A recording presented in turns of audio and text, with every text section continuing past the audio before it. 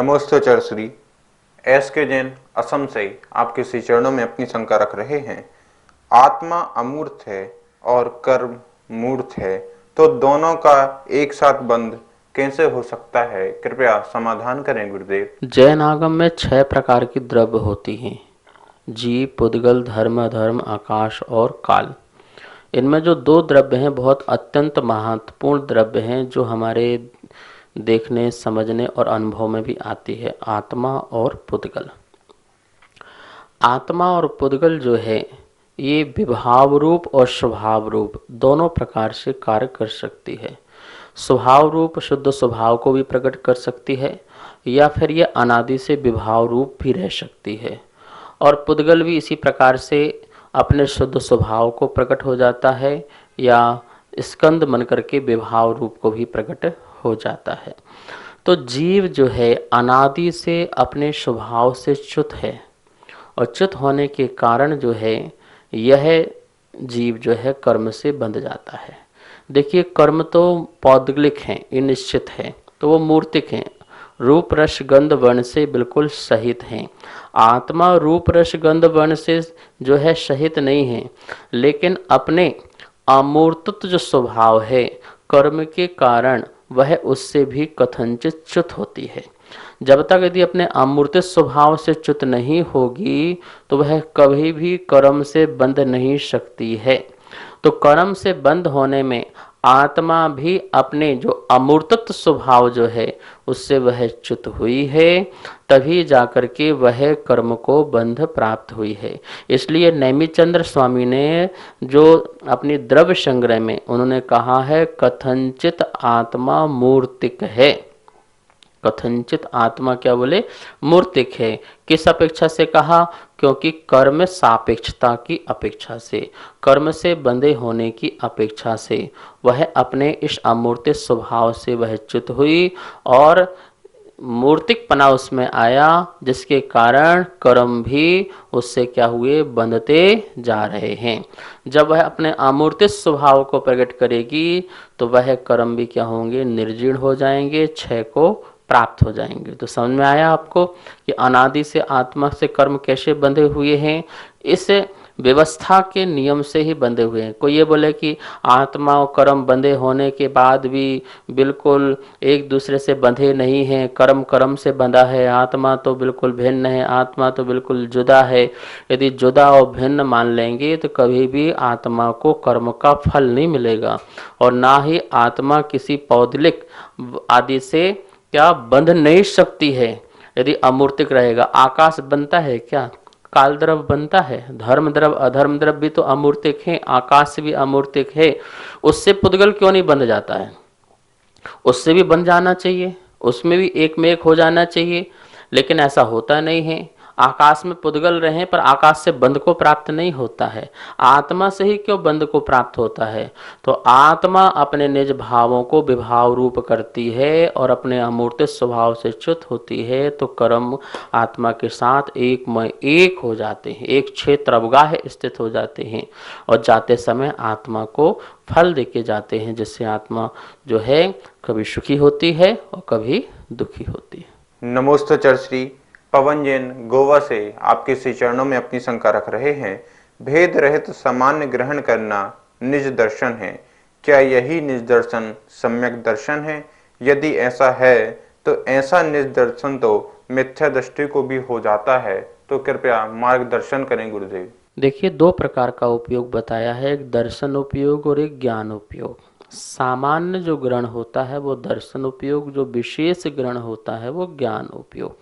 इसे अपन ये भी कह सकते हैं, अभेदात्मक रूप से जो ग्रहण होता है वस्तु का वह जो है दर्शन उपयोग है, और जो सामान्य न होकर के विशेष रूप से जो ग्रहण होता है वह ज्ञान उपयोग होता है, मतलब भेदात्मक होता है। निर्विकल्प दर्शन और साविकल्प ज्ञान। यहाँ पर जो निज दर्शन हुआ, क्या हुआ? निज दर्शन किसके? अभेद दर्शन उपयोग से, उसे हम सम्यक दर्शन नहीं कहेंगे, क्योंकि ऐसा मिथ्या दृष्टि को नियम से हो जाएगा फिर सम्यक दर्शन। मतलब मिथ्या दृष्टि मिथ्यात्व में रहे और सम्यक दृष्टि भी कहलाए, ऐसा नहीं हो सकता है। क्योंकि मिथ्या दृष्टि को भी दर्शन उपयोग होता है, वह भी अपने अचक्षु दर्शन आदि से कैसा अभेद रूप से सामान्य वस्तु को ग्रहण करता है, फिर ज्ञान का उपयोग में आता है। तो जिस समय वो अभेद ग्रहण करेगा तो फिर वो क्या हो जाएगा, सम्यक दृष्टि बन जाएगा मिथ्यात काल में ही, और मिथ्या दृष्टि में अवस्था में भी तो ऐसा नहीं होता है। यहाँ तो सम्यक दृष्टि का निज दर्शन जो है, जो 7 प्रगतियाँ हैं, मिथ्यात प्रगति, सम्यक प्रगति और सम्यक मिथ्यात प्रगति और अनंतनमंदी क्रोधमान माया लोभ, इन प्रगतियों का क्या हो, या तो उपशम हो या क्षय हो, तब वो निर्दर्शन होता है। क्षयोपशम काल में सम्यक प्रगति का उदय, बाकी शेष 6 प्रगतियों का जो है सदावस्थारु उपशम और उन्हीं का ही क्षय। इस प्रकार से उस जीव को सम्यक दर्शन की प्राप्ति होती है। तो मोह के अभाव होने पर, दर्शन मोहिनी के अभाव होने पर ही सम्यक दर्शन की प्राप्ति होती है। मात्र दर्शन उपयोग से क्या हमें सम्यक दर्शन की प्राप्ति नहीं होती है। हाँ, ये बात अलग है कि यदि आपका मिथ्यात आदि चला गया, विपरीत श्रद्धान चला गया, कषाय समाप्त हो गई, तो आप अपने ज्ञान को और दर्शन को शुद्ध कर लेते हैं, जिससे आपका ज्ञान दर्शन ज्ञाता दृष्टा बन जाता है, और उसी ज्ञाता दृष्टा के बल से आत्मा जो है शुद्ध उपयोगी हो जाती है, वीतरागी हो जाती, अरहंत सिद्ध और शुद्ध आत्मा बन जाती है। नमोस्तु आचार्य श्री।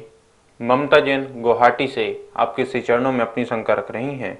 हे गुरुदेव, तीर्थंकर का आहार जिस घर में होता है उस घर का श्रावक एक भावातारी होता है, तो क्या उस घर का प्रत्येक श्रावक एक भावातारी होगा या कोई एक श्रावक ही एक भावातारी होगा? कृपया समाधान करें गुरुदेव। तीर्थंकर महामुनिराज अवस्था में आहार लेते हैं, तीर्थंकर अवस्था में नहीं, इस बात का ध्यान रखना।